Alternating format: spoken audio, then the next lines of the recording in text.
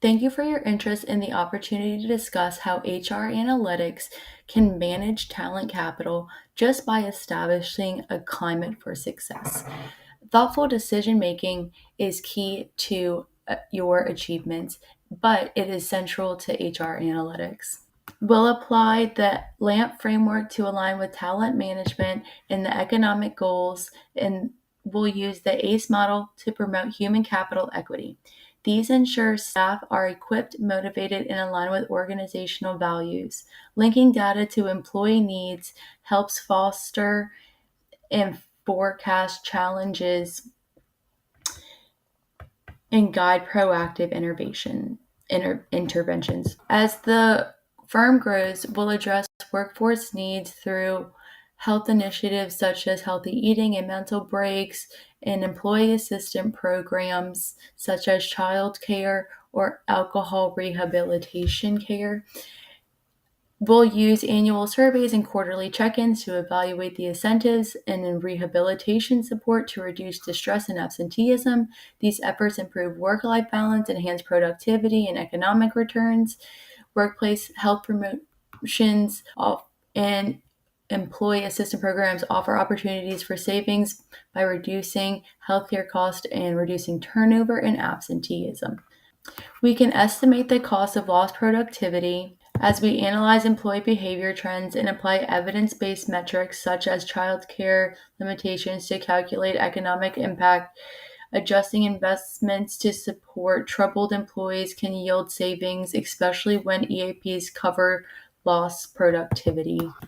Once we have found what the cost of effectiveness is for EAPs and what the cost of lost productivity is, a year later, once we implement turnaround incentives and turnaround analytic and turnover analytics, we can calculate the ROI in analyzing the cost of employees who left after using the AMP and justifying the investment. First, we would determine the cost of the total AAP budget and the cost of employee turnover and hospital expenses, then subtract the potential cost, calculate that by multiplying the ratio of employees using EAPs by the average wages from the total to find the net benefit. Ultimately, the company can demonstrate savings and increase productivity by prioritizing employee health, wellness, and welfare. We need to ensure that our staff strategy is efficient and sustainable. To ensure the workforce performance is sustainable, we need to measure the quantity of staff per department, per age and gender, and break down job tasks to benchmark the frequency and quality of work being done, and ensure the compensation pay are aligned. To do this, we need to have the present performance value using the CREPID method, and then we need to find the future performance value using the Borgen Cronch Giesler model, and we have to create a recruiting assessment per job using the results of the data collection phase that determine the present value of performance.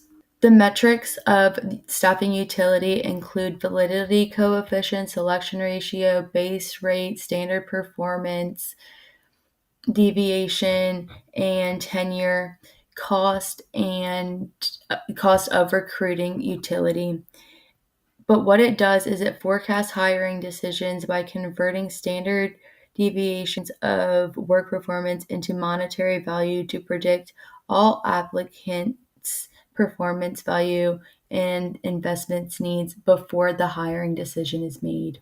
Using CREPID estimation approach, each job role tasks are assigned a dollar value, performance score, frequency to determine their economic value and ensure salaries align with their payoff. This method aids in measuring compensation and supports recruitment alignment and negotiation. This equation ensures performance value offsets wages, overheads, and profits. During performance reviews, we collect data to measure the value and frequency compared to previous years to reward those who exceed benchmarks. This also allows us to calculate the ROI of of job performance.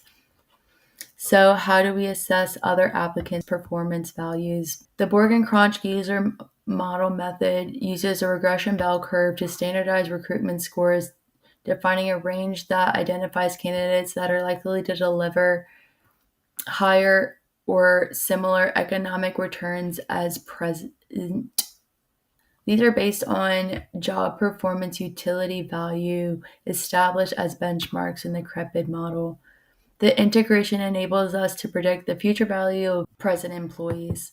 Using the CREPID results from the performance benchmarks, ensuring accurate hiring decisions. This approach predicts the economic impact of precise hires and ensuring employee fit and supporting strategic growth.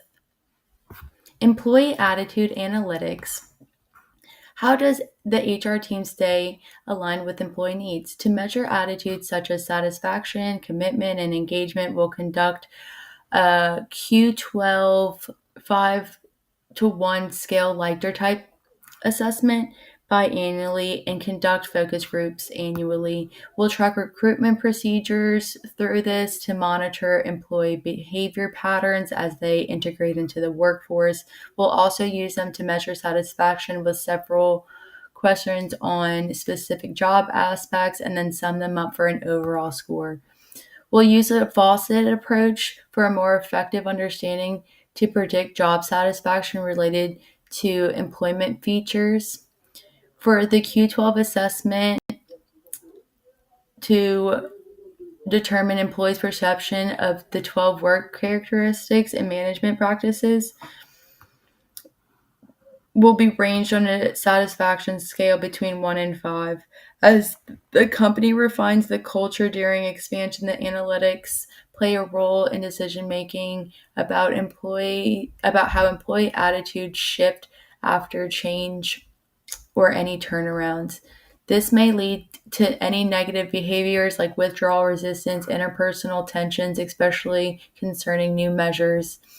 The goal of gathering employee attitude data is to optimize the balance of traditional comprehensiveness with greater immediacy and lower cost. These intangible metrics, though may be difficult to measure, offer a cost benefit performance value that can increase employee tenure, providing a strong workforce foundation for growth. Unbiased perspectives and tools for data collection combined with real-time data integration enable the emergence of insight that produce accurate measurements to mitigate risk. I suggest investment in a Tableau R subscription that has embedded analytics.